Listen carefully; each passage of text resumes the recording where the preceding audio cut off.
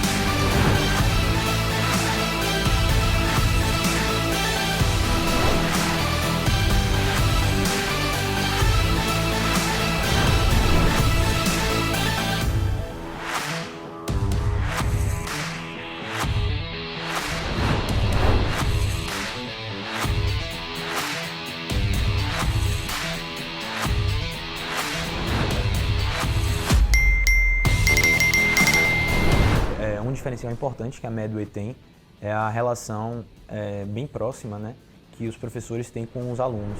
Fazer o curso tirou muita angústia que eu tinha, facilitou muito a jornada, aí, no sentido de entregar alguns tópicos já que a gente precisa. Os professores estão sempre bastante presentes. A Medway me mostrou que eu poderia mudar a minha formação como médica e não só como concurseira naquela época. Então ela mudou meu mindset para que eu viesse preparada para São Paulo para ser uma grande residente, mas também uma grande médica no futuro.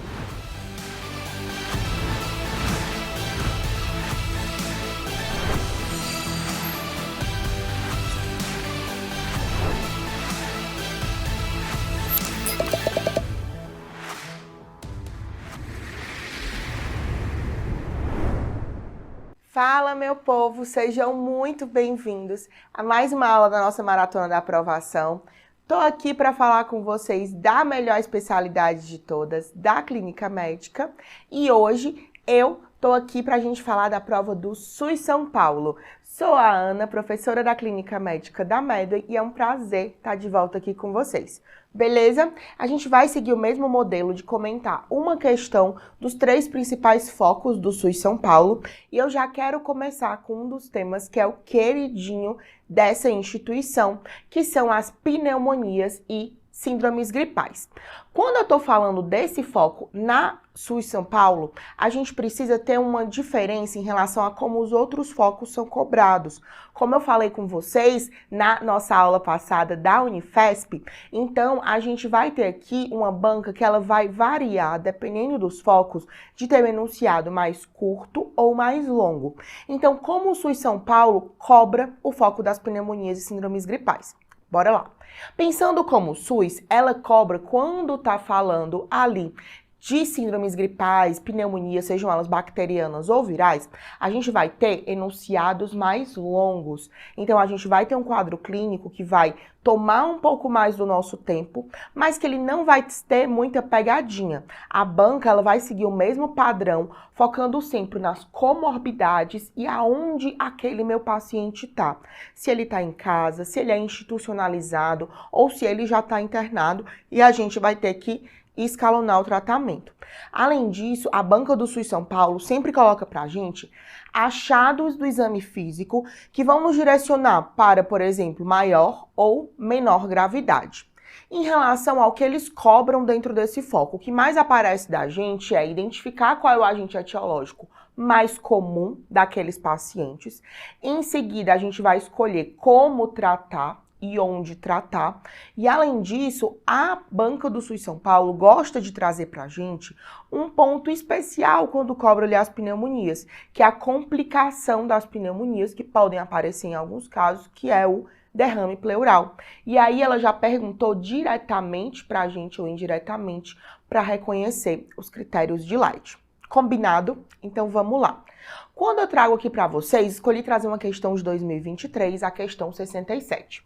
A gente tem um paciente de 28 anos, jovem, que chega à consulta ambulatorial e o SUS São Paulo sempre vai te dizer onde o teu paciente está, se ele está em casa, se ele teve internado recente, se ele está internado agora, com queixa de febre maior que 38,5, astenia, tosse, mas não tem dispneia e já foi testado para COVID. A banca já te diz que o médico já deu a hipótese de pneumonia adquirida na comunidade, que a principal causa de morte no mundo, apesar das vários agentes etiológicos que a gente pode ter, o pneumococo, o Streptococcus pneumoniae ainda continua sendo o mais prevalente. Então, com base nesse quadro, a gente vai marcar a alternativa correta. E aqui o primeiro detalhe, porque quando a gente fala de pneumonia, a gente tem várias fontes que a gente pode seguir. E a banca, idealmente, deve te dizer qual é essa fonte. E a banca do SUS São Paulo fez isso com a gente, colocou da Sociedade Brasileira de Pneumologia. Então, a gente já sabe qual é o fluxograma que a gente vai seguir. Porque, por exemplo, quando a gente segue diretrizes americanas ou europeias, a gente vai ter uma diferença, principalmente na hora que a gente vai associar os antibióticos. Então, item A gente tem um paciente que vai tratar ambulatório e a gente vai começar com piperacilina tazobactam no hospital? Estranho. Item B, é uma PAC grave, a gente vai ver UTI e começar a piperacilina tazobactam? Item C, paciente vai ficar ambulatorial e a gente vai começar com a monoterapia com beta-lactâmico ou macrolídeo. Item D, a gente vai tratar o nosso paciente UTI. Item E, a gente só vai fazer antibiótico depois que fizer cultura de escarro. Então vamos lá ganhar alguns conceitos e conseguir responder essa questão. Vou começar com vocês falando principalmente dos agentes etiológicos. E essa é uma pegadinha que o SUS São Paulo e muitas bancas gostam de colocar pra gente. Coloca um quadro clínico muito florido, com vários fatores de risco e te pergunta qual é o agente etiológico mais comum. Gente, o mais comum de todos é o Streptococcus pneumoniae, o pneumococo, certo? Claro que quando a gente vai ter certas faixas etárias, certas comorbidades, aí sim a gente vai ter uma diferença na prevalência. Mas, no geral, o mais comum de todos é o Streptococcus pneumoniae. Combinado? O segundo mais comum vai ser o Haemophilus influenza e o terceiro, a Moraxella catarrhalis. Vou destacar aqui com vocês dois especiais que eu quero que a gente lembre as condições associadas. Pseudomonas aeruginosa e a Klebsiella pneumoniae. Então, deixa eu trazer para vocês um detalhe de cada um desses agentes etiológicos. Quando a gente fala do pneumococo, do Streptococcus pneumoniae, ele é mais comum em todas as idades e em todos os cenários. Ana, no paciente internado, o mais comum, Streptococcus pneumoniae. Ana, no paciente no asilo, no paciente institucionalizado, Streptococcus pneumoniae. Ana, no paciente que está em casa, Streptococcus pneumoniae. Ele é o mais comum da gente ter como agente etiológico das pneumonias bacterianas. Combinado? Quando a gente fala de pseudomonas, ela vai ter uma maior prevalência, uma maior relação naqueles grupos de pacientes com bronquiectasias, e esses pacientes podem ser cronicamente infectados e colonizados pela pseudomonas. Por isso, muitas vezes, nesses pacientes, a gente tem indicação de ficar fazendo profilaxia, eles ficam tomando antibiótico profilático para evitar que a colonização vire infecção. Além disso, a gente tem uma maior prevalência nos pacientes com doença pulmonar obstrutiva crônica, com a DPOC. Quando a gente fala de Klebsiella, a gente tem uma maior associação com quem? principalmente nos pacientes etilistas, nos pacientes idosos, principalmente acima de 65 anos, e nos pacientes que têm empiema pulmonar. Quando a gente fala dos agentes etiológicos da pneumonia, aquele que tem maior correlação com evolução para empiema pulmonar vai ser a Klebsiella. Combinado? Agora que a gente já sabe quem são os principais agentes etiológicos, a gente vai relembrar um score que vai me ajudar a definir: eu interno esse paciente ou não? E se eu interno, eu vou internar em um leito de enfermaria ou vou internar em um leito de UTI?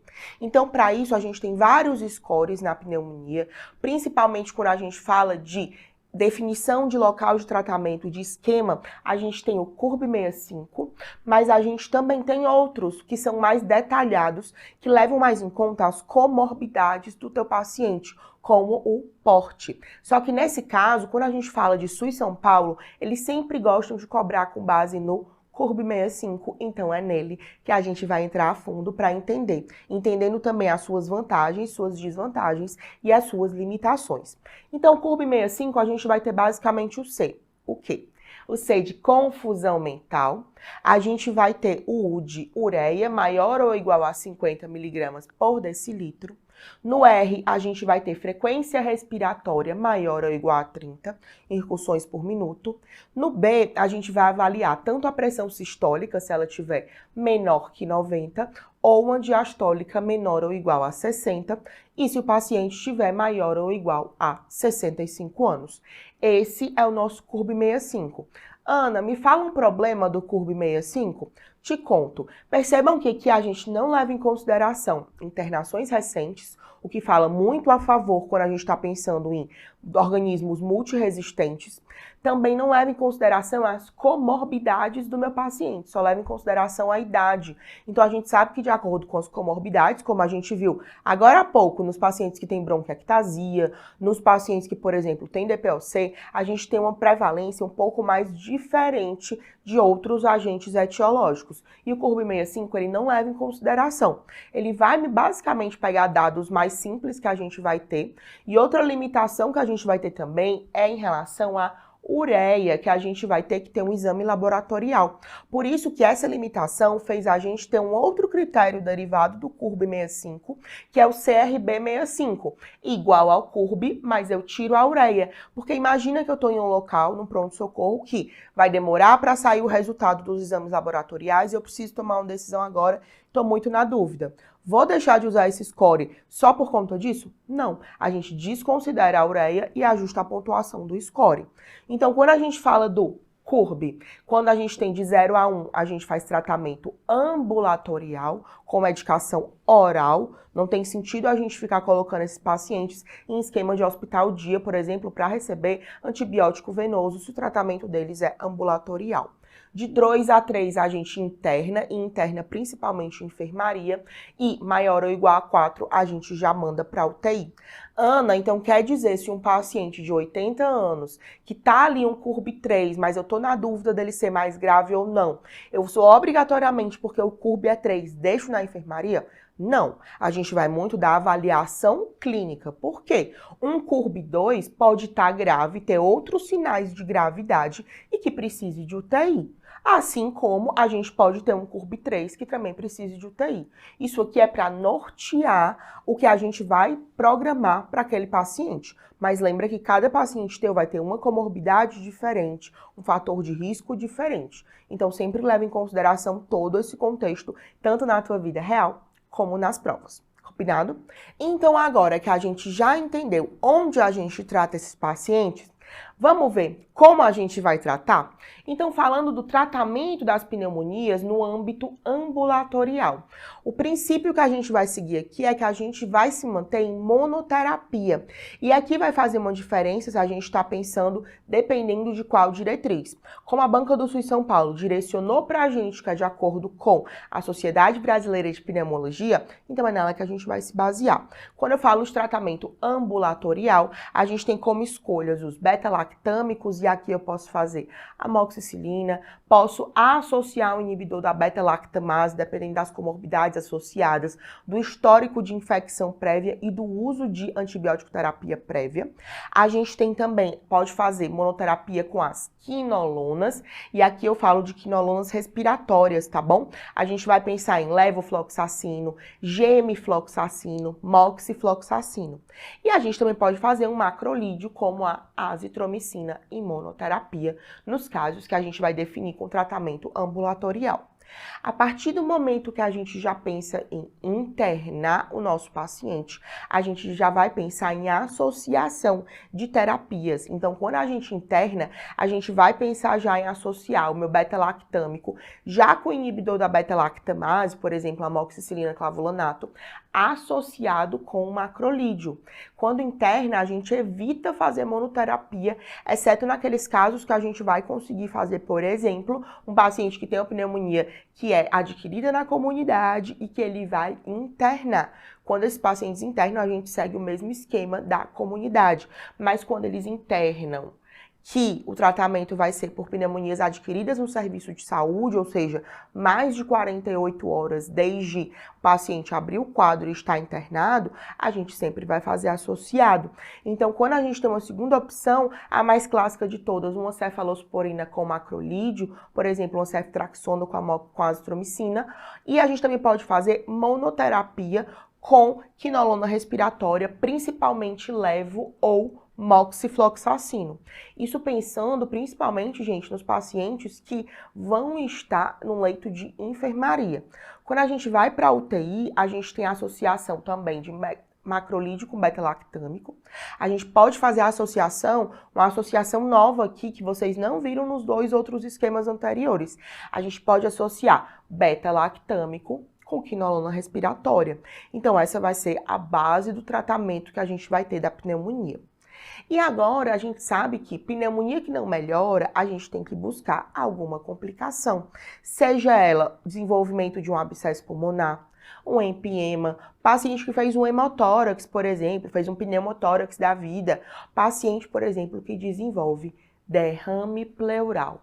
E aqui a gente vai ter que saber identificar quais são os critérios diagnósticos daquele derrame pleural, porque a gente vai ser muito diferente pegar esse derrame, por exemplo, bilateral, que a gente vai pensar mais em causas, por exemplo, de transudato, e a gente também vai ter que fazer a diferença com os exudatos. Então vamos lá, que eu vou te ajudar a gente conseguir fazer esse diagnóstico diferencial. Nossa principal missão, gente, é a gente não deixar passar em um derrame pleural algo que precise ser drenado, porque a gente pode aumentar a mortalidade desses pacientes. Então, quando a gente fala de abordagem do derrame pleural, principalmente a gente pensar em diferenciar entre transudato e exudato, porque exudato a gente vai estar falando daquelas causas primariamente pulmonares e pleurais. Quando a gente fala de transudato, eu estou falando de causas extrapulmonares, como, por exemplo, insuficiência cardíaca, síndrome nefrótica, o paciente com cirrose que faz derrames de repetição. Então, a gente precisa pensar nesses diagnósticos diferenciais, porque não faz sentido, por exemplo, em um transudato de um paciente com insuficiência cardíaca descompensada, a gente vai fazer, por exemplo, vou drenar? Não, eu vou fazer medidas clínicas para resolver a congestão desse paciente. Combinado? Então, quando a gente vai falar de critérios diagnósticos do derrame pleural, a gente vai ter o quê? Os critérios de Light. E, gente, quando a gente fala dos critérios de Light, a gente tem principalmente critérios de Light clássicos, que é o que a gente geralmente mais conhece, mais ouviu falar na nossa formação. Mas a gente também tem os critérios de Light que a gente tem alguns achados associados que podem puxar mais para exudato, e eu vou trazer aqui para vocês. Então, o clássico que a gente vai ter, a gente vai pedir na dosagem desse líquido o quê? A gente vai pedir proteína e LDH, ou DHL. Então, a gente, no primeiro critério, quando a gente tem proteína líquido pleural sobre proteína plasmática maior que 0,5, LDH pleural sobre LDH plasmático maior que 0,6, ou LDH pleural maior que 2/3 do limite superior da normalidade do sangue, então, quando a gente tem pelo menos um desses critérios, a gente fala a favor de exudato. Ana, mas se eu não tiver como fazer a coleta dessas proteínas, desse LDH do sangue junto com o líquido pleural, porque a gente tem que fazer a medida simultaneamente. O que é que eu faço? Se a gente não tem disponível, a gente pode fazer dosagens isoladas pela quantificação no líquido pleural. Então, se eu tenho proteína do líquido pleural maior que 3 e ou valor de colesterol no líquido pleural maior que 45, pelo menos um desses a gente vai ter um exudato. Combinado? E aí vamos voltar para a nossa questão, que agora a gente já consegue resolver. Então a gente tinha um paciente jovem, com febre, tosse produtiva e teste negativo para COVID. Então é um paciente sem sinais de gravidade, que quando a gente calcula o CURB daquele paciente, ele indica para a gente o quê? Que a gente vai ter que fazer um tratamento ambulatorial. Então eu trato ambulatorial, mas faço uma piperacilina tazobactam endovenoso? Não, gente, a gente vai fazer o quê? Um macrolídeo isoladamente, um beta-lactâmico isoladamente. A gente pode fazer uma quinolona respiratória isolada. Item B, é uma PAC grave? Não, a gente não tem nenhuma pontuação desse paciente que me diga que ele precisa, inclusive, de um tratamento hospitalar. Item C, trata ambulatorial, empírico com monoterapia de beta-lactâmico ou macrolídeo. Perfeito.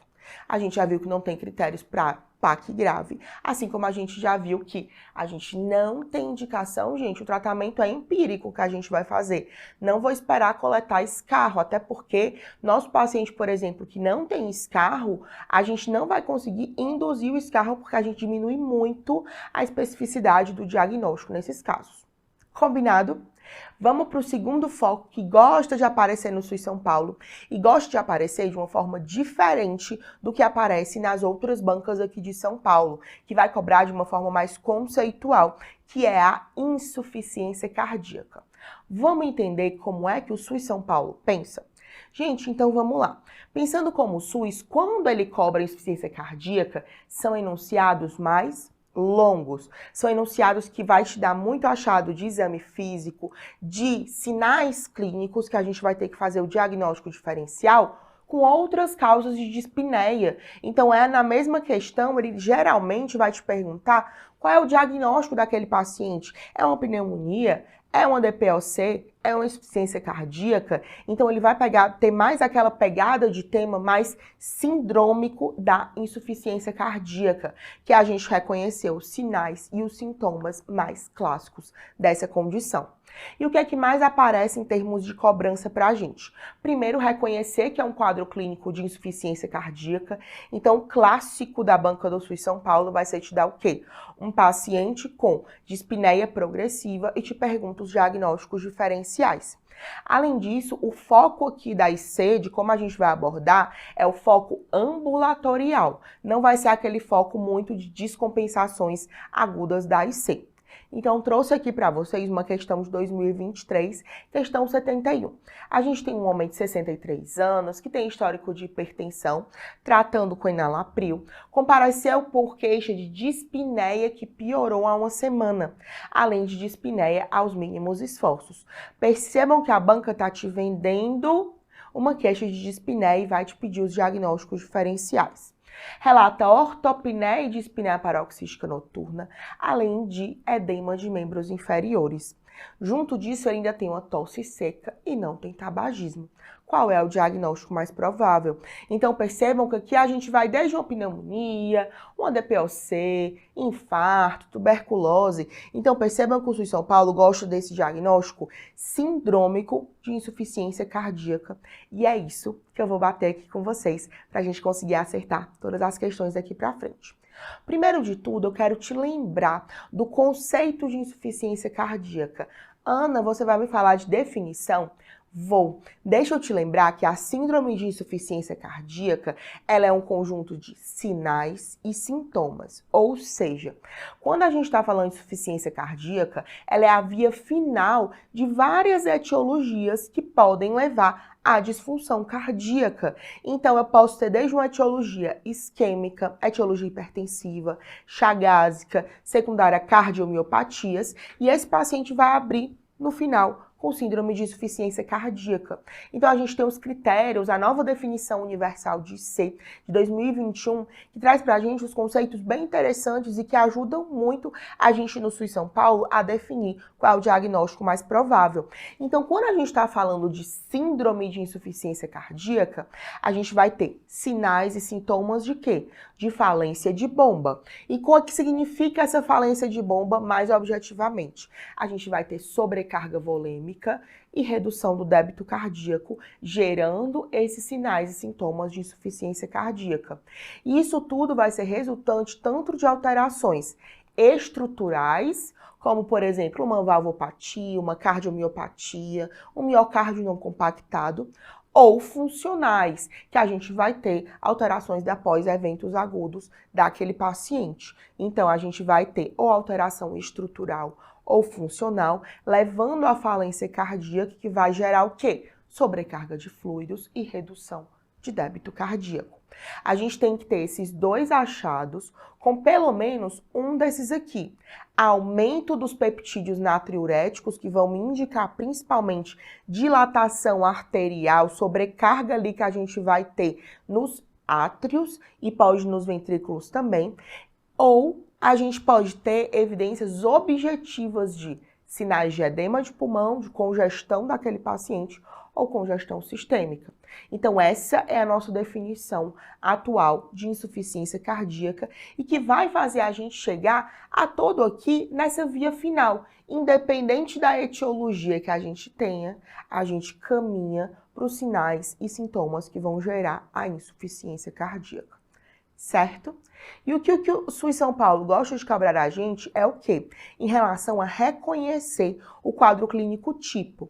Vai ser o quê? Vai ser o clássico de um paciente que tem uma dispneia. Essa dispneia começou a piorar nas últimas semanas, há meses, e esse paciente ele vai abrir com outros sinais, sinais de falência de bomba, sinais de sobrecarga volêmica, e eles vão ter achados também de baixo débito cardíaco. E a gente vai ter que identificar se é uma alteração pulmonar, se é uma síndrome de insuficiência cardíaca.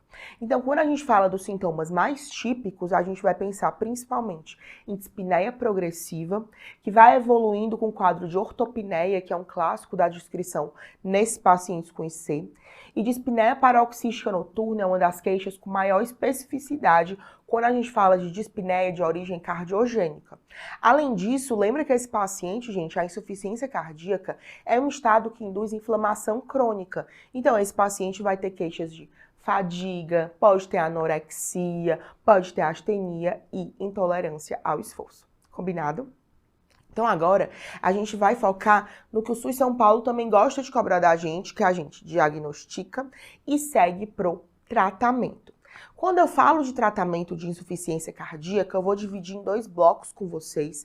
Vou falar de insuficiência cardíaca de fração de ejeção reduzida, aqueles casos que a gente tem fração de ejeção menor ou igual a 40, moderadamente reduzida de 41 a 49 e preservada quando a gente tem uma fração de ejeção maior ou igual a 50. Então, começando na IC-FER, naqueles pacientes que têm insuficiência cardíaca de fração de ejeção reduzida, que é o que as bancas mais gostam de cobrar, a gente pega esses pacientes que eles têm IC-FER e estão sintomáticos. Basicamente, a gente vai ter o quê?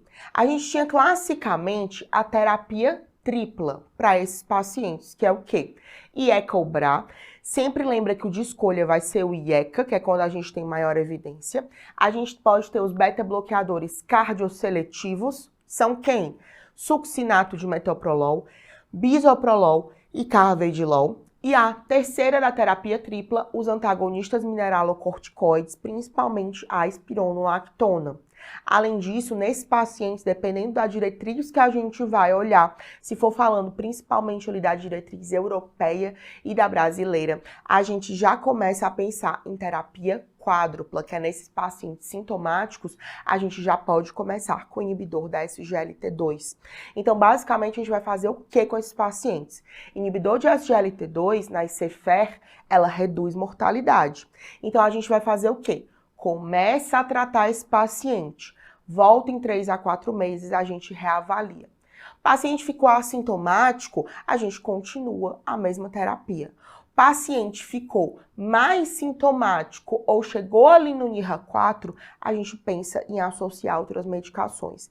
E aqui, mais uma vez, dependendo da diretriz que a gente vai ver, a gente vai ter indicação de já começar a terapia quádrupla, que é quando a gente associa aqui os inibidores da SGLT2, assim como a gente também pode começar com a tripla, quando ela estiver otimizada, a gente inicia o inibidor da SGLT2 com impacto na mortalidade desses pacientes.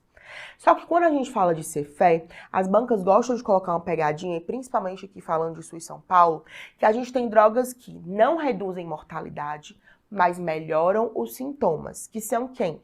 Os diuréticos de alça para aqueles pacientes que estão congestos, os digitálicos como a digoxina, principalmente nos pacientes com insuficiência cardíaca e fibrilação atrial, e os pacientes podem fazer uso da ivabradina, que vai agir ali aonde?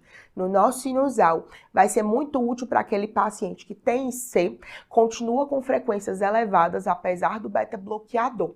Um detalhe que a gente tem que ter aqui, como a ivabradina age no nosso sinusal, eu preciso que o meu paciente tenha ritmo sinusal. Se ele tiver fibrilação atrial, a gente não consegue usar. E ele tem que ter uma frequência de base maior que 70, para a gente conseguir ter a maior ação da ivabradina.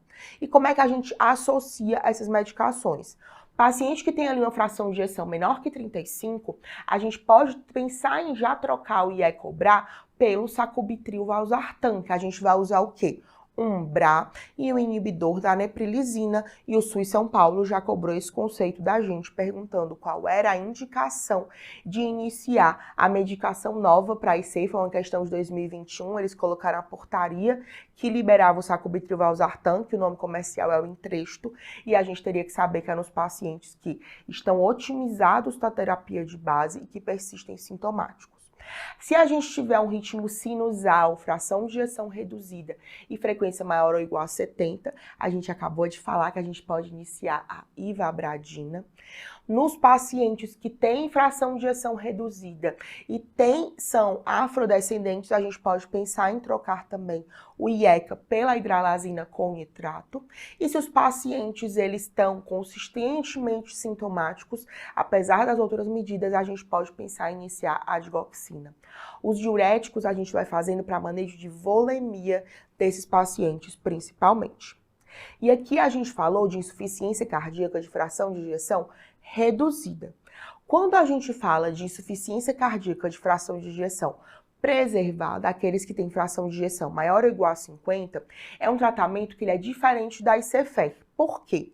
Porque a gente tem menos evidências de tratamentos que reduzam mortalidade.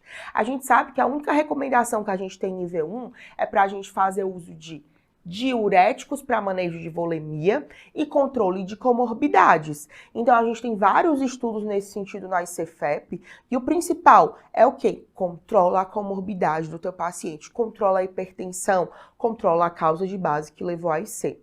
Mas hoje a gente tem um nível de evidência 2A para os inibidores da SGLT2. Ana, eles reduzem mortalidade? Não, eles não evitam que esses pacientes com ICFEP tenham uma menor mortalidade, mas eles diminuem internação. Objetivamente, a gente não tem o impacto de diretamente dizer que reduz mortalidade, porque foi um desfecho composto dos estudos. Só que a gente tem uma redução de internação, e isso é muito importante nos pacientes com insuficiência cardíaca, porque cada vez que eles internam, eles voltam um degrauzinho mais baixo da sua funcionalidade. Então agora vamos conseguir responder essa questão? Então a gente tem um paciente de 63 anos, hipertenso em tratamento irregular, com dispneia progressiva, ortopneia, dispneia paroxística noturna e edema de membros inferiores. Gente, o meu paciente tem sinais e sintomas compatíveis com IC descompensada. Esse é um paciente que tem quadro de pneumonia, ele não tem um quadro de infecção respiratória, não tem tosse, não tem febre. Que pneumonia é essa que meu paciente estaria arrastando, evoluindo com dispneia paroxística noturna? Pode acontecer, um quadro mais clássico que a gente tem no nosso meio é o quê? O paciente teve previamente uma infecção, seja ela bacteriana ou viral, e descompensa a insuficiência cardíaca. Aí sim, mas esse diagnóstico da dispneia progressiva do meu paciente não fala a favor de pneumonia. É DPOC, a gente não tem aquelas alterações clássicas de DPOC, não tem histórico de tabagismo também nesse paciente e é uma dispneia mais progressiva com sinais de congestão sistêmica. Tá infartando, a gente não tem achados de dor torácica. Que infarto é esse que tá durando ali uma semana, meu povo, piorando a dispneia desse paciente? Os achados de infarto, de isquemia aguda, eles são mais agudos, mais abruptos. Tuberculose pulmonar, nosso paciente também não preenche critério como sintomático respiratório. Combinado? Agora a gente vai passar para o terceiro e último foco, que é um dos mais frequentes no SUS São Paulo, que é a hipertensão arterial sistêmica. E aqui o SUS São Paulo já cobra de uma maneira diferente do que ele cobra nos casos de insuficiência cardíaca e também de pneumonias e síndromes gripais. Por quê? Aqui os enunciados eles vão ser mais curtos. Ele vai te descrever achados dos exames laboratoriais para te fazer já avaliar indicações e contraindicações àquele tratamento. Então a gente vai ter sempre enfatizando as comorbidades. E o que é que mais vai aparecer dentro do foco de hipertensão?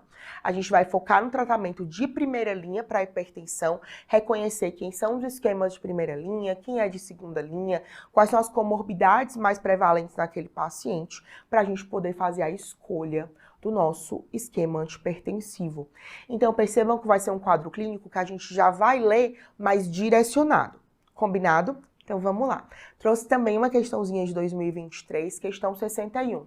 A gente tem um homem de 58 anos, que ele é obeso, ele é hipertenso e diabético. Então esse paciente ele já está em uso de atenolol, hidroclorotiazida e metformina e chega para você numa consulta ambulatorial. Então percebam que é importante a gente fazer a diferença aqui do cenário que está recebendo o meu paciente. No SUS São Paulo a gente tem uma pegada mais ambulatorial, a gente vai ter menos aquela cobrança de urgência e emergência. Aqui é manejo ambulatorial da hipertensão. Então ele vai trazer para a gente exame de rotina com amostra isolada de microalbuminúria, mostrado já ali no meu sumário de urina com pesquisa de albuminúria, e o Holter, que ele tem bradicardia sinusal, com uma frequência mínima de 45, e ele está assintomático. Na hora da consulta, ele está com uma frequência de 50, e o médico da família indicou a troca do atenolol. Beleza, a gente já sabe aqui que a gente vai ter algumas questões nesse enunciado. A gente já vai ter um paciente que é obeso, hipertenso e diabético, que está em um tratamento que a gente vai ver já, que não é o de primeira linha para hipertensão, e que além disso ele tem microalbuminúria e ele tem uma bradicardia sinusal. Isso já me diz muito sobre o que a gente vai ter que tanto ajustar nesse paciente, quanto que a gente pode acrescentar. Então, com base no caso, a gente vai associar o quê? A gente vai fazer trocas, a gente vai iniciar amlodipino, espironolactona, furosemida, enalapril ou hidralazina. E aí? O que a gente vai fazer com esse paciente? Questão interessante que é o dia a dia quando a gente está fazendo atendimento ambulatorial. Então, antes de ir para o tratamento em si, eu quero te lembrar um pouquinho em relação à classificação da hipertensão quando a gente fala da sociedade brasileira, tá, gente? Porque quando a gente fala de hipertensão, cada diretriz europeia, americana, vai ter a sua, com as suas condutas, os seus steps de tratamento. Mas quando a gente fala da brasileira, a gente vai ter essa classificação, que a gente vai dividir essencialmente em pressão normal, pré-hipertensos e hipertensos de estágios 1 a 3. Para dar o diagnóstico, como é que a gente faz? Medida sempre em duas ocasiões diferentes e a gente vai fazer a média dessas duas medidas. E isso vai ser importante por quê? Porque a gente vai classificar meu paciente, dependendo do grau, a gente vai ver se vai precisar iniciar uma monoterapia ou já vai iniciar associando, como por exemplo a gente faz aqui a partir do estágio 2 ou do estágio 1 com alto risco cardiovascular. E isso é muito importante para a gente estratificar de acordo com o risco cardiovascular daqueles pacientes, porque a gente vai ter que sempre se basear por metas. E foi isso que o SUS São Paulo já cobrou da gente em 2022. Qual era o nosso principal alvo quando a gente está falando de tratamento de pacientes de hipertensão? Que vai ser o quê? A gente vai objetivar redução de risco cardiovascular. Por isso a diferença das metas. Perceba que nos pacientes com risco cardiovascular alto, a gente vai ser bem menos permissivo à hipertensão. Então a gente vai querer ali uma pressão entre 120 e 129 e uma diastólica entre 70 e 79. Combinado? Vamos aprender a tratar? Primeiro de tudo que eu quero que vocês levem aqui para o SUS São Paulo. Quem é a primeira linha de tratamento quando a gente está falando de hipertensão? Primeira linha, a gente vai falar de 3 classes. IECOBRA, representando-os ali por quem? Enalapril, captopril, losartana. A gente vai ter como participante ali da primeira linha ainda os bloqueadores de canal de cálcio dihidropiridínicos, como a alodipino, e a terceira classe que a gente vai ter de primeira linha, os diuréticos tiazídicos, como hidroclorotiazida, clortalidona e indapamida. Deixa eu dar uma dica para cada um dessas classes, porque às vezes o SUS São Paulo gosta de cobrar algum detalhe em relação à farmacologia dessas drogas, então eu vou separar aqui as principais dicas. Quando a gente fala de ECOBRA, a gente lembra sempre que como a gente vai ter uma vasodilatação da arteríola eferente, a gente vai ter um benefício muito grande antiproteinúrico nesses pacientes. E esse benefício antiproteinúrico é responsável pela redução do risco cardiovascular. Então, no nosso paciente que tem microalbuminúria, essa é uma droga que essencialmente vai ter que estar no nosso tratamento se a gente não tiver contraindicações. Tanto que hoje em dia a gente se comenta muito de evitar suspender os IECAs nos pacientes com doença renal crônica, porque a gente sabe que reduz o risco cardiovascular nesses pacientes pelo benefício antiproteinúrico. Então, quando a gente fala das contraindicações dos IECAs-OBRA, o que o SUS São Paulo já cobrou da gente? Principalmente em relação às gestantes, que a gente tem a contraindicação formal ao uso de IECAs e BRAs, tá bom? Principalmente IECAs, que é quando a gente tem maior evidência científica, e nos BRAs também, e o SUS São Paulo já cobrou isso. Lembra também que a gente vai ter a ação dos IECAs ali no bloqueio da via das bradicininas, sendo uma das principais causas de tosse crônica. Causa essa que a gente não tem nos BRAs, tá bom? Então, indo aqui para a segunda classe, que a gente vai ter, falando de primeira linha de tratamento para hipertensão, a gente vai ter os bloqueadores de canais de cálcio, que a gente vai falar dos dihidropiridínicos, principalmente amlodipina.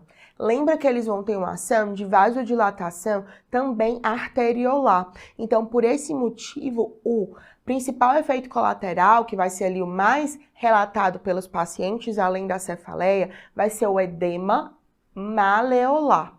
E esse edema maleolar por conta da vasodilatação arteriolar. Ana, apareceu edema maleolar, eu vou suspender o meu amlodipino? Não é indicação de suspensão, certo, gente? A gente tem uma opção para reduzir esse edema.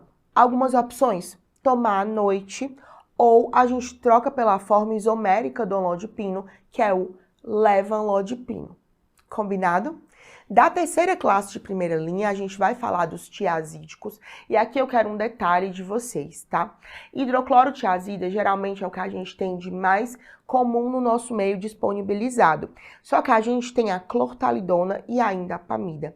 Em relação à redução de risco cardiovascular, a gente tem benefícios maiores com clortalidona e indapamida do que com a hidrocloro, porque a hidrocloro ela vai induzir mais distúrbios hidroeletrolíticos. Além disso, a indapamida é um tiazídico-like. O que é tiazídico-like, Ana? Dentro da molécula dos tiazídicos, a gente vai ter o anel tiazida. E a indapamida, ela não tem esse anel, por isso que ela é um tiazídico-like. Combinado? E o que a gente vai esperar de efeitos colaterais dos tiazídicos? A gente vai ter aumento de glicemia, de ácido úrico, dos níveis séricos de cálcio e de lipídios. Além disso, a gente vai ter a redução de algumas substâncias. São elas quem? Principalmente a gente vai pensando em distúrbio hidroeletrolítico, a gente vai ter redução de volemia nesses pacientes. Não, esses pacientes, se for um idoso frágil, por exemplo, pode tender à hipotensão postural.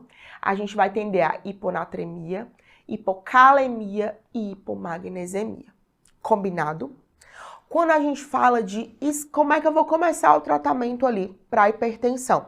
Falando aqui de diretriz brasileira, a gente vai ter indicação de começar a monoterapia para quem? Para os pacientes hipertensos estágio 1.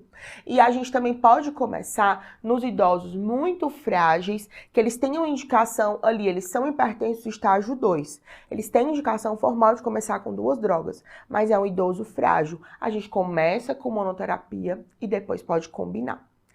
Ana, quem é aquele que eu já vou começar com 2 medicações? Nos estágio 1 de moderado a alto risco cardiovascular e nos estágios 2 a 3. Não melhorou? A gente faz combinação de 3 fármacos. Não melhorou? Adiciona o 4º fármaco e vai para a segunda linha. Vamos ver quem é quem de cada parte?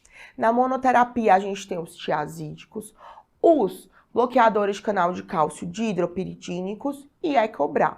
Beta-block são indicações muito específicas, gente, não confundam. Beta-block é primeira linha quando a gente fala de insuficiência cardíaca, mas quando a gente fala de hipertensão, só nos casos, por exemplo, o paciente tem feocromostoma, está numa crise de freo, que a gente vai iniciar como primeira linha, porque no geral a gente vai considerar como segunda linha de tratamento, combinado? Quando a gente não alcança a meta, a gente combina 2 fármacos. Como é a associação preferida? Sempre um Ecobra e associando aqui com bloqueador de canal de cálcio ou diurético. Depende ali das comorbidades do teu paciente. Sempre avalia como um todo, onde a gente vai ter mais benefício. Combinado? Combina os 3, a gente faz os 3 de primeira linha. Quem é o 4º fármaco, Ana? O 4º fármaco é a espironolactona, antagonista mineralocorticoide, a mesma espirono que a gente usava ali nos pacientes com insuficiência cardíaca, beleza? Quando a gente não alcança a meta mesmo assim, a gente vai para a segunda linha, que vai ser quem? Os beta-bloqueadores no geral, quando eles não configuram como indicações ali um feocromostoma para ser de primeira linha, que é a grande maioria dos casos. Os simpatolíticos, alfa-bloqueadores e vasodilatadores. Hidralazina, pode usar também uma doxazosina da vida, depende. Clonidina, depende das comorbidades e dos fatores de risco daquele paciente quando a gente passar aqui para a segunda linha. Combinado? Vamos responder nossa questão? Então, a gente tem um paciente hipertenso e diabético que está em uso de beta-block, que a gente já viu que não é a primeira linha, e que a gente vai ajustar. Detalhes, ele tem microalbuminúria, então ele vai se beneficiar de quem? Vai se beneficiar de IECAS ou BRAS, e ele já tem uma bradicardia sinusal, tira fora esse beta-bloqueador. A gente começa amlodipino para esse paciente? Podemos começar, mas a gente não tem o benefício antiproteinúrico. Espironolactona, é a hora de começar a 4ª droga? Calma, a gente pode fazer a troca, é primeira linha na insuficiência cardíaca. Vou fazer furosemida só se meu paciente tiver sinais de congestão. Furosemida, gente, ela trata a hipervolemia do teu doente. Ela não vai controlar a pressão por si só. Hidralazina, vasodilatador direto, segunda linha para hipertensão. Primeira linha que a gente vai fazer com benefício antiproteinúrico, enalapril. Beleza? Meu povo, prazer enorme estar de volta aqui com vocês. Aproveitem a nossa aula para o SUS São Paulo e até a próxima.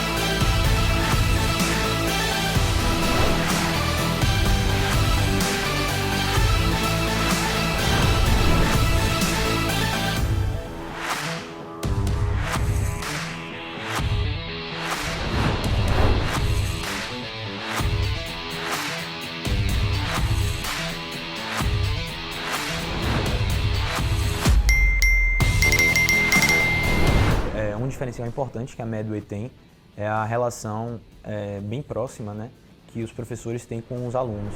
Fazer o curso tirou muita angústia que eu tinha, facilitou muito a jornada aí, no sentido de entregar alguns tópicos já que a gente precisa. Os professores estão sempre bastante presentes. A MED me mostrou que eu poderia mudar a minha formação como médica e não só como concurseira naquela época. Então ela mudou meu mindset para que eu viesse preparada para São Paulo para ser uma grande residente, mas também uma grande médica no futuro.